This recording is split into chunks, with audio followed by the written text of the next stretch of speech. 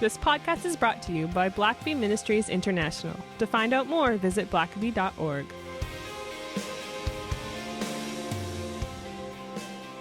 Well, welcome to the Richard Blackaby Leadership Podcast. My name is Sam. I'm your host, and we are here helping take your leadership to the next level.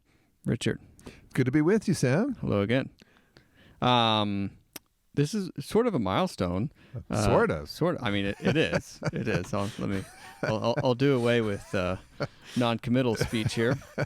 This is a big milestone for you personally. Yeah. I think maybe it was one of the very first podcasts I think that we did. Mm-hmm. You had said on air that you wanted to run a 10K. Yeah. And just recently, these many months later, you did it. I did it. You just got it by yourself, no less. Not in a race. Yeah. Well, it would have been a race. It was July 4th, and of course in Atlanta, there's the big Peachtree Road Race. I think it's the biggest 10K in North America. There's it's huge. They cut it off at 70,000. So I mean you. But as you can imagine, in this climate, 70,000 runners crammed down the streets of Atlanta is a no-go for COVID. Yeah, so I just decided to go out for a run that morning. It was a Saturday morning, and I had done a week or so earlier. I'd made it up to 5 miles, and that really pushed me. But I just thought, this would have been a day I could have been in my first 10K. Let me just go for it. Yeah. And it was pretty rough there near the end, but I'll tell you what. You got so many hills in your neighborhood too. Yeah, but I just out to the listeners this morning. There is something so rewarding about setting a stretch goal, one that you got to work hard. And this was a stretch. I mean, this has been like, I say months, but it's actually been a couple of years since you've about 2 years. Maybe. Had say I want to do this, because even as early as January this year, I could not run 5K without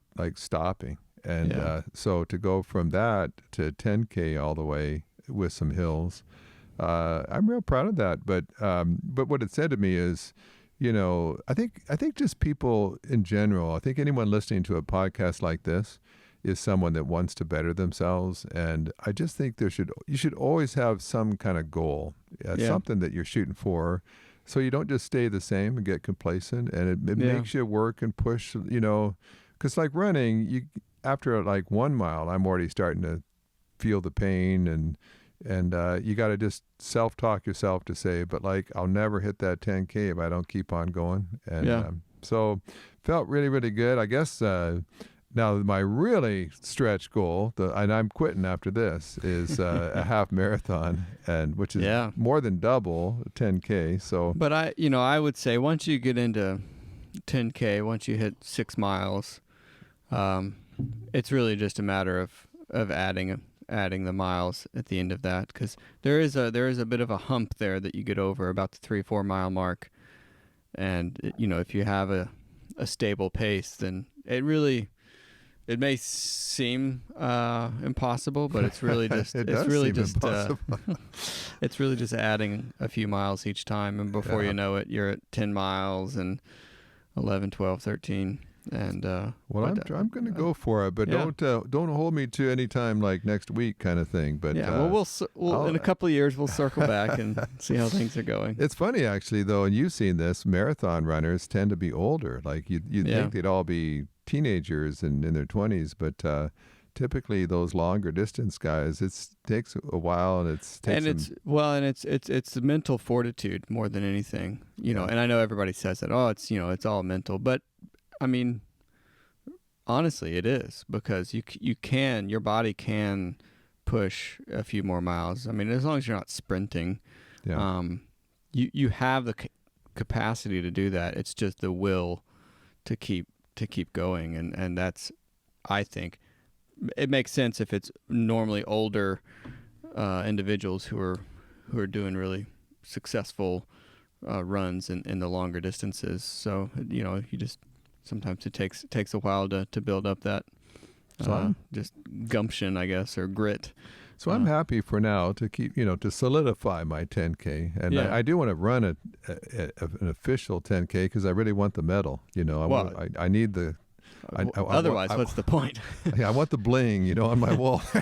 You need the accolades. Otherwise, you didn't do it. That's right. With that out of the way, one other thing we'll mention before we get started today is we are still doing, probably through the rest of the summer, we're going to be doing these Tuesday morning devotionals that are live with you, and we've now expanded that to include YouTube Live. So it's live on YouTube and on Facebook, and these are about 30-minute devotionals, and we have a Q&A at the end.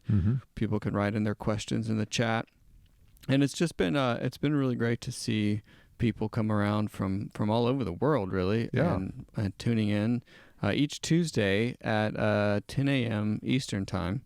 And we'd love to have you guys hop on there when you can. Yeah, and it's just like I just sit down and have a Bible study with friends for 30 minutes, and you're welcome to join the Bible study. And of course, if you can't catch it live, if you're at work or something, it's there on Facebook and on my site and on the Blackaby Ministry site, so you can always watch it when it's convenient. But so just wanted to let our listeners know that that's there as well, and just another way to connect with us and keep up with all the things that are happening around here. And with that, we're going to do a leadership book review. Yeah, we haven't done one for a while. Yeah, it's been a minute. And so what do you have for us today, Richard? Well, I was wanting us, right when COVID was hitting back in March, I had a friend, actually my cousin, that recommended a book by Tod Bolsinger called Canoeing the Mountains. And that kind of intrigued me. And so I read it just recently, and I really enjoyed it. I felt like it was a very helpful contribution to all leaders, but particularly church leaders is where his main focus is. Bolsinger was on staff at Hollywood Presbyterian Church for 10 years or so, and then was also the senior pastor at San Clemente Presbyterian Church for 17 years. Now he's vice president at Fuller Seminary out in California. But he bases his book on the journey of Lewis and Clark when in the 1800s, they actually May 14th, 1804, they set out with their party.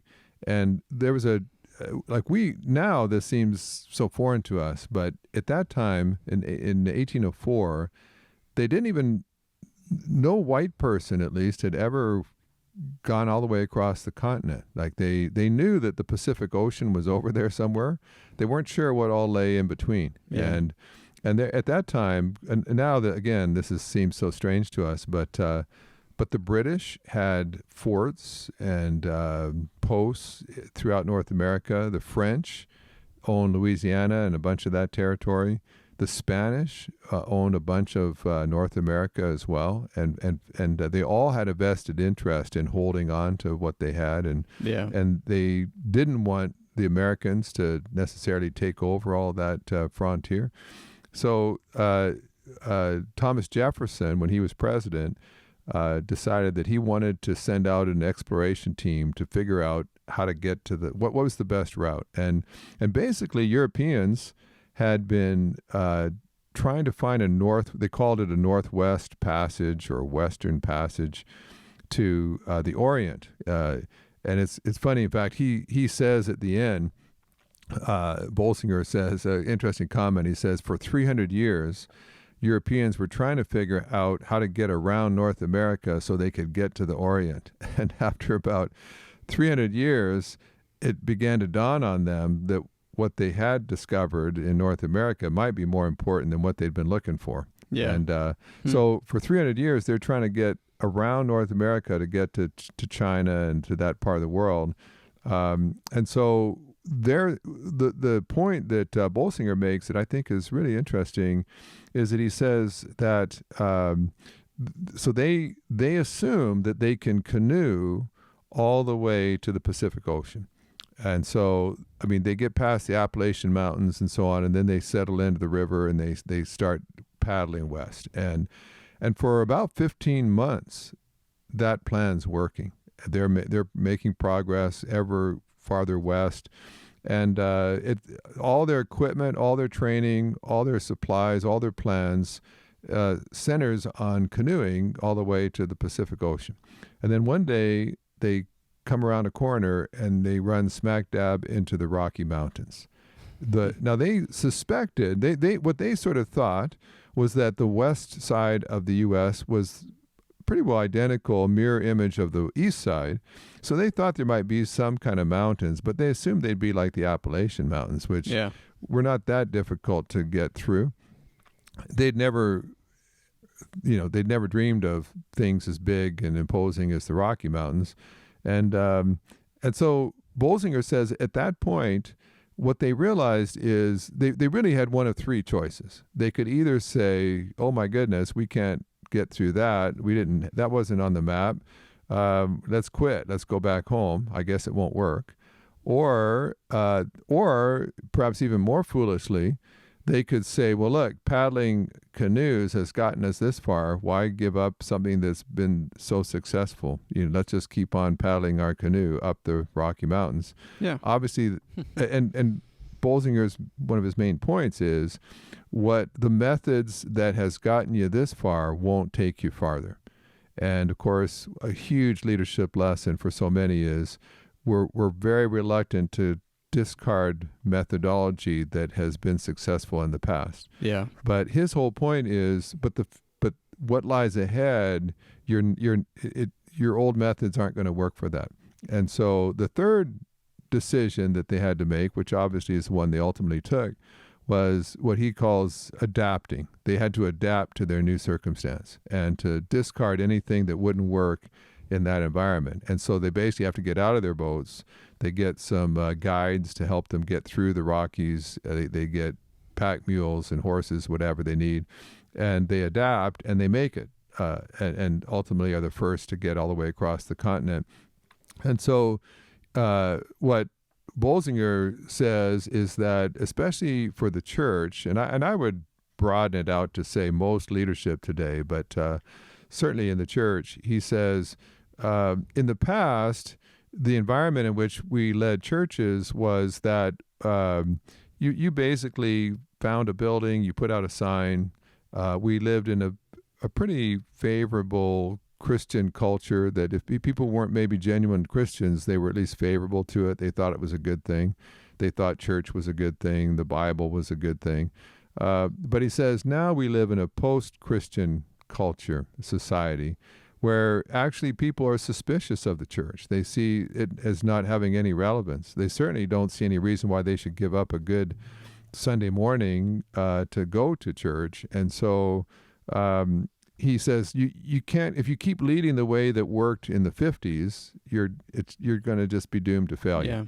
Well, and I think now more than ever, especially with COVID and these challenges that no one has ever faced before, not holding, prior methodology in sort of a sacred light is almost going to be critical. Yeah. To your success in the future.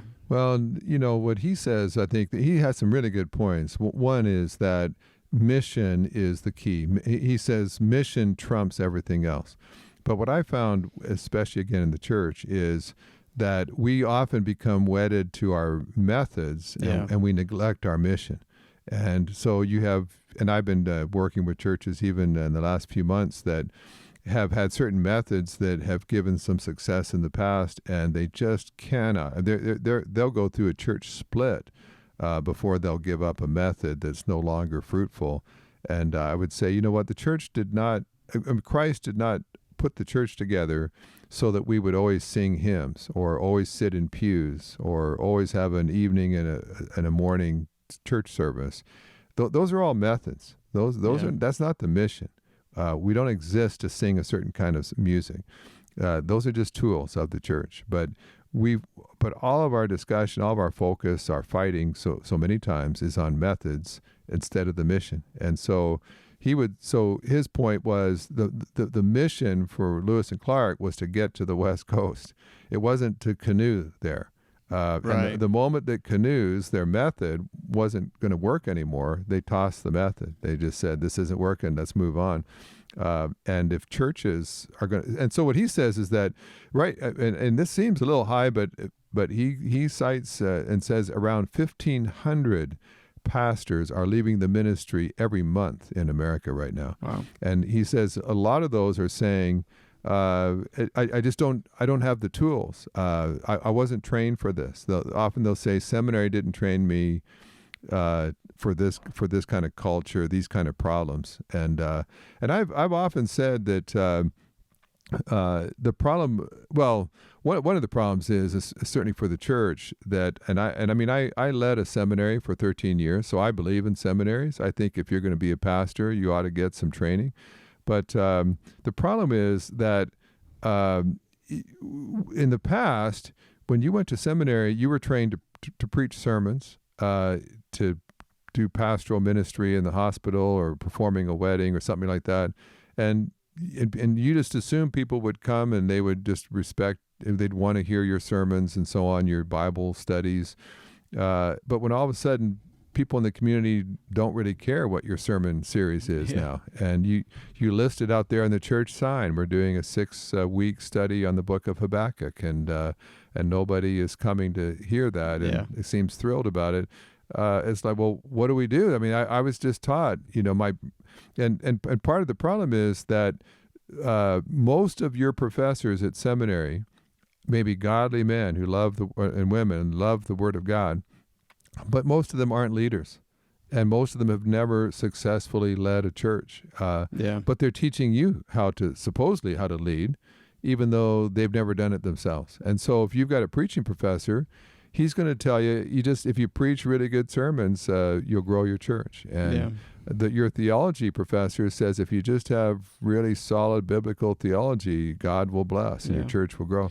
Well, I think so often many Christian schools, whether it's seminary or whatever, I feel like they also assume your relationship to God, and they assume that that's in a place that it should be.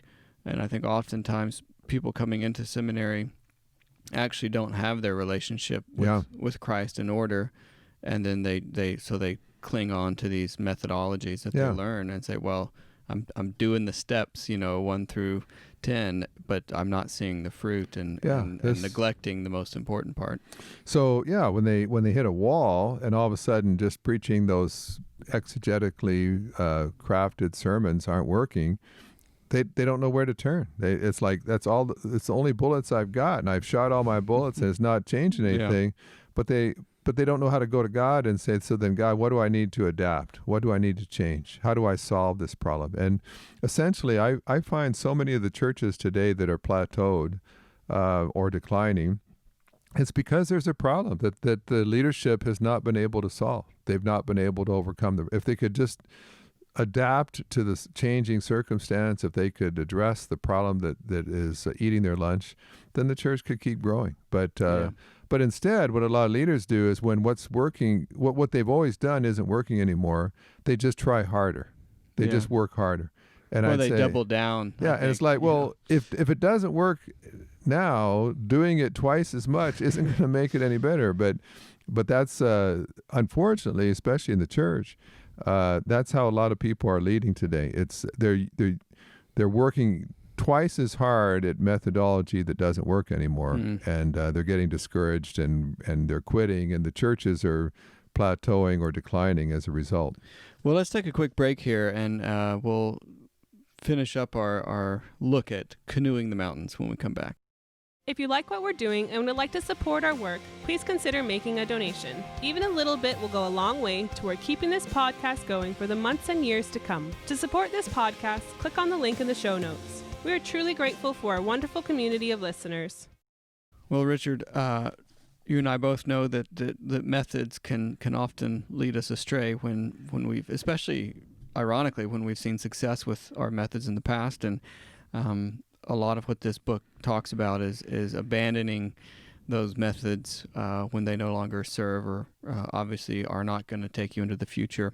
You mentioned there's 5 real points that are made in this book. Can you maybe walk us through those and help our listeners know the takeaways? Yeah, and by the way, it's interesting. He says, what's interesting, one thing he says is that oftentimes the problems we're facing today are very often the result of yesterday's solutions.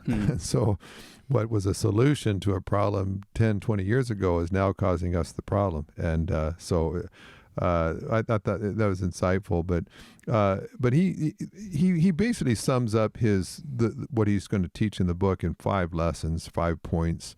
And the first one is, number 1, understanding uncharted territory. The world in front of you is nothing like the world behind you. And so you just got to accept that. And I know change can be really hard on certain people. Yeah. But I've just had to learn to say, but that's the reality now. And now that we've faced COVID and some of the different things going on, wise, effective leaders just say, I didn't create the world. I didn't create the society. But that's the society that I'm tasked to lead in now. And so let me just get a grip on what this world is like and how am I going to lead there. So accept that fact that where you're leading your organization to is not the same as where your organization came from. And so if you're not adjusting, you're going to become increasingly out of date and not suited anymore, irrelevant to the current situation.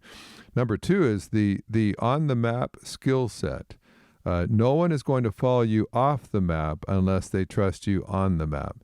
And again, I think a very important lesson, and that has to do partly with track record.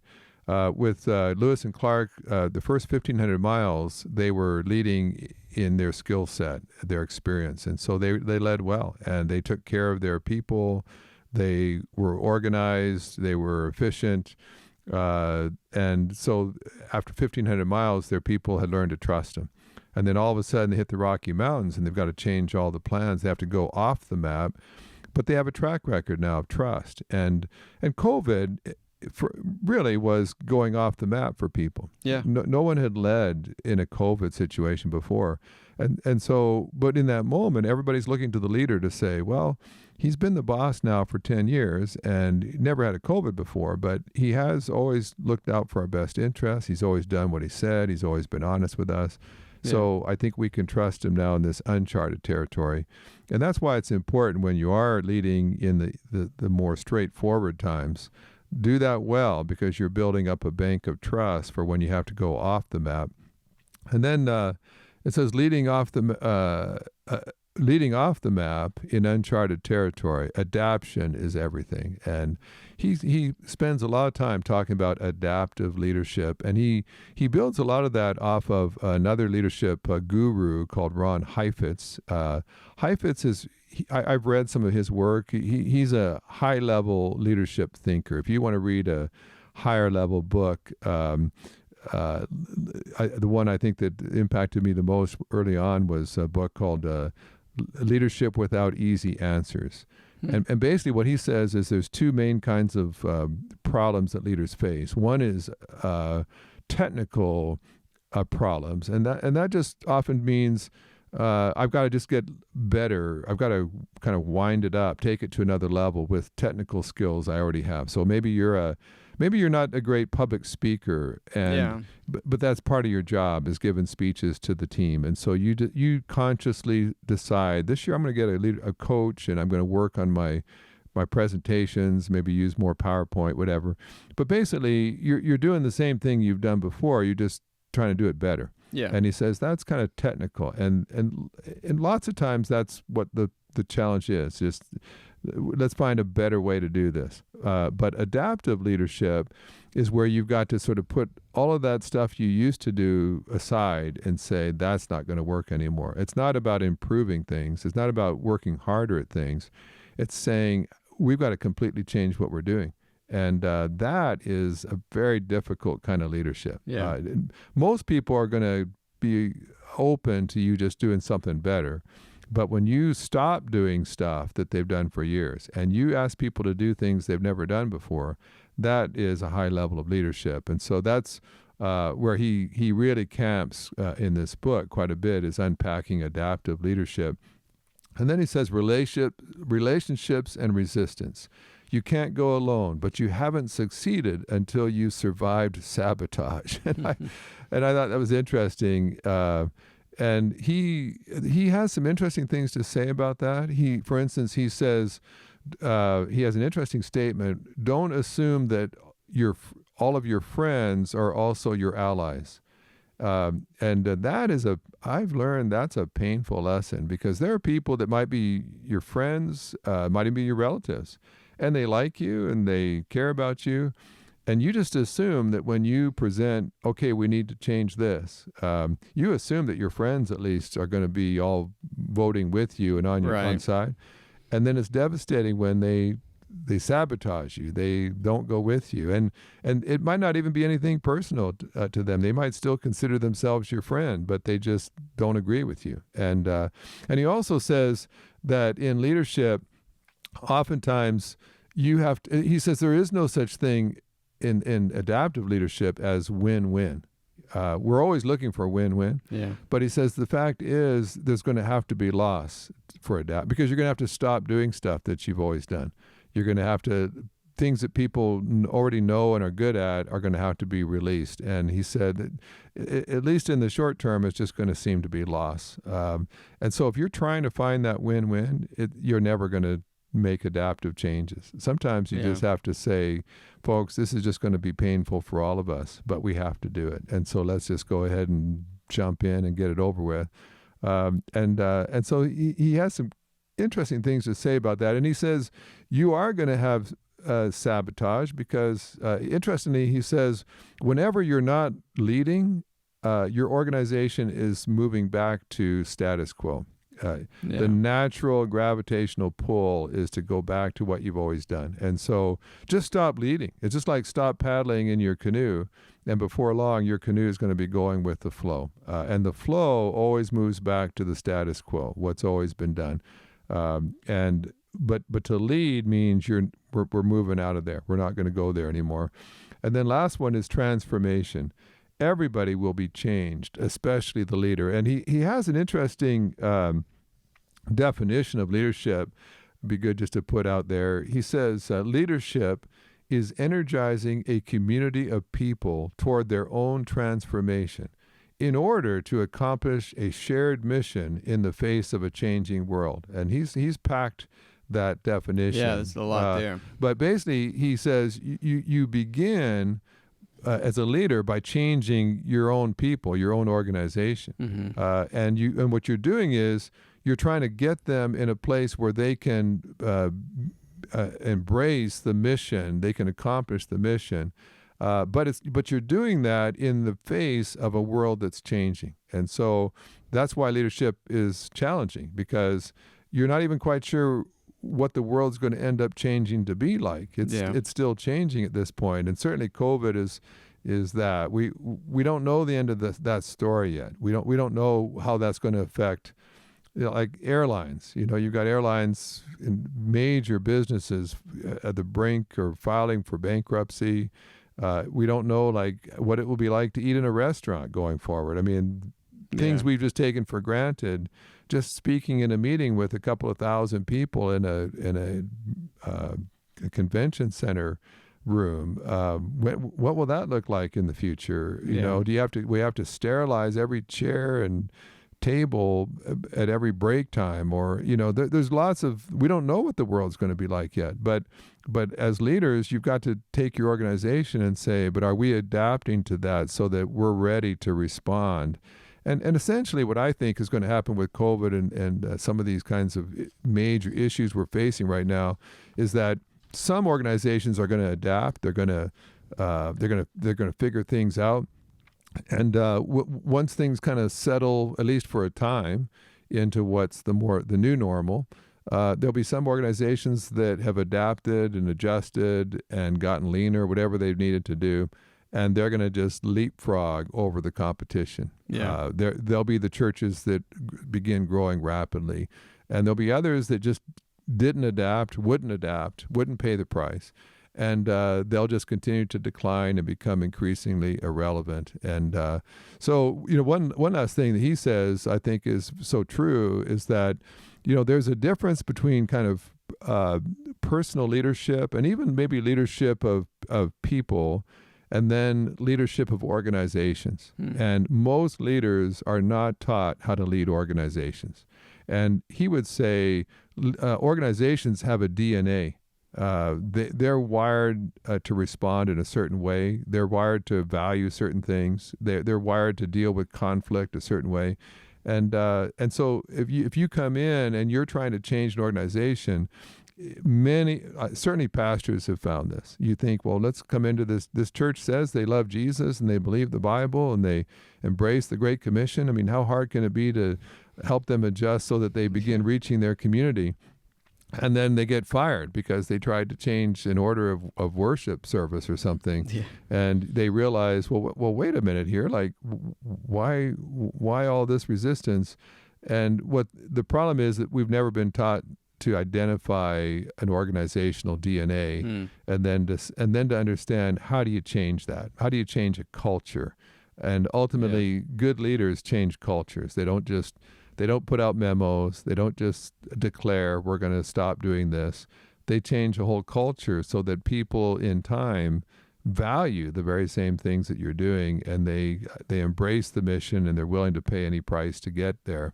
And so there's a lot in this book, but I think it's very relevant to where we're at right now. Definitely. It's not just about doing the same things better than you've done before.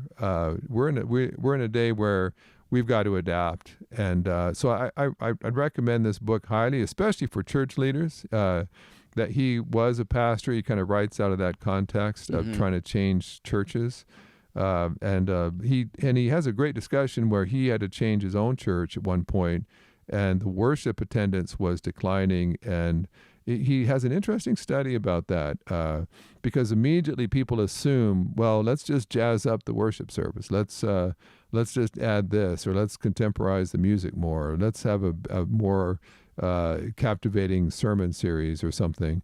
And as he kind of unpacks what he had to do, he kind of helps you understand how to take a really hard, deep look at the situation. And ultimately, what he discovers is that declining attendance was not the problem; it was a symptom. And the first answers that people had were all just chasing after symptoms, and they had to go a lot deeper, a lot harder to finally address the actual problem. And I think that's what's happening a lot in leadership today. We're chasing symptoms, right, but we're not doing the long, hard, painful work of getting down to root causes and then adapting ourselves so that we can address and overcome those. Well, just this book is just packed with good stuff, and I think we could spend probably another whole podcast on it, and especially even just letting go of methodology that was successful but isn't going to take you into the future. I love that aspect of it, and we'll leave links to this in the show notes, as we always do. And again, the book is Canoeing the Mountains, and definitely encourage you to pick up your copy. Let us know what you thought of it, and let us know as well. Leave us a review wherever you listen to your podcasts. That always helps us. We appreciate it, and until next time. Thanks for listening to the podcast. If this is something you enjoyed, it really makes a difference if you leave a review and a 5-star rating on Apple Podcasts or wherever you listen. Don't forget to subscribe and share with your friends. We always love hearing from our listeners, so email us at podcast@blackaby.org.